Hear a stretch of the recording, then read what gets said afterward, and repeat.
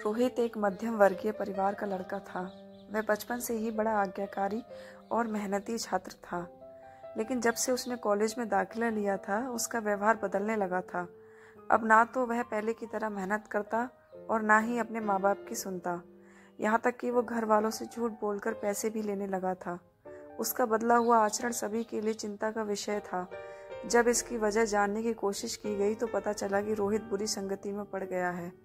College में उसके कुछ ऐसे मित्र बन गए हैं जो फिजूल खर्ची करने, सिनेमा देखने और धूम्रपान करने के आदी हैं। पता चलते ही सभी ने रोहित को ऐसी दोस्ती छोड़ पढ़ाई लिखाई पर ध्यान देने को कहा, पर रोहित पर इन बातों का कोई असर नहीं पड़ता। उसका बस एक ही जवाब होता, मुझे अच्छे बुरे की समझ है। मैं भले ही ऐसे लड़कों के साथ रहता हूँ, पर मुझ पर उनका कोई असर नहीं होता।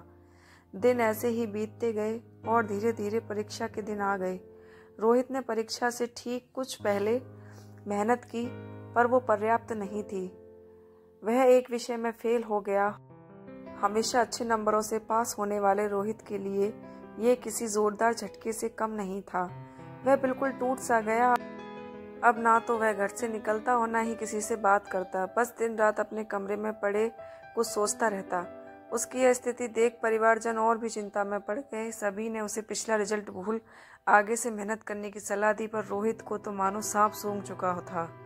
फेल होने के दुख से वो उबर नहीं पा रहा था। जब ये बात रोहित के पिछले स्कूल के प्रिंसिपल को पता चली तो उन्हें यकीन नहीं हुआ। रोहित उनके प्रिय छात्रों में से एक था और उसकी यह स्थिति जान उन्हें बहुत दुख हुआ। उन्होंने निश्चय किया कि वो रोहित को इस स्थिति से जरूर निकालेंगे। इस प्रयोजन से उन्होंने एक दिन रोहित को अपने घर बुलाया। प्रिंसिपल साहब बाहर बैठे अंगीठी पर ताप रहे थे। रोहित उनके बगल में बैठ गया। रोहित बिल्कुल चुप था और प्रिंसिपल साहब भी कुछ नहीं बोल रहे थे।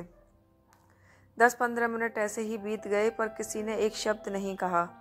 फिर अचानक प्रिंसिपल साहब उठे और चिमटे से कोयले के एक धधकते टुकड़े को निकाल मिट्टी में डाल दिया। वह टुकड़ा कुछ देर तो गर्मी देता रहा, पर अंततः ठंडा पड़कर बुझ गया।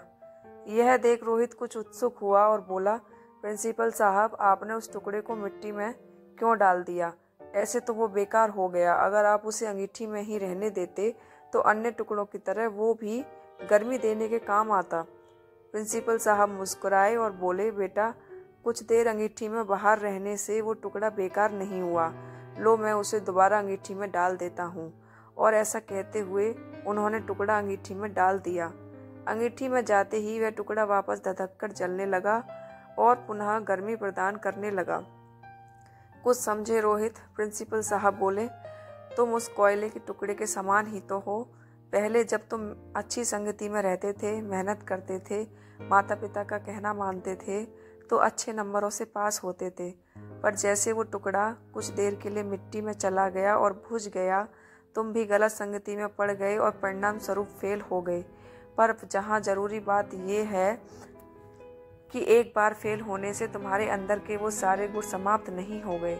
जैसे कोयले का वो टुकड़ा कुछ देर मिट्टी में पड़े होने के बावजूद बेकार नहीं हुआ और अंगीठी में वापस डालने पर धधक कर जल उठा, ठीक उसी तरह तुम भी वापस अच्छी संगति में जाकर मेहनत कर एक बार फिर मेधावी छात्रों की श्रेणी में आ सकते हो। याद रखो, मनुष्य ईश्वर की बनाई सर्वश्रेष्ठ कृति है। उसके अंदर बड़ी से बड़ी हार को भी जीत में बदलने की ताकत है। उस ताकत को पहचानो, उसकी दी हुई असीम शक्तियों का प्रयोग करो और इस जीवन को सार्थक बनाओ। रोहित समझ चुका था कि उसे अब क्या करना है। वह चुपचाप उठा, प्रिंसिपल साहब के चरण स्पर्श किए और निकल पड़ा अपना भविष्य बनाने।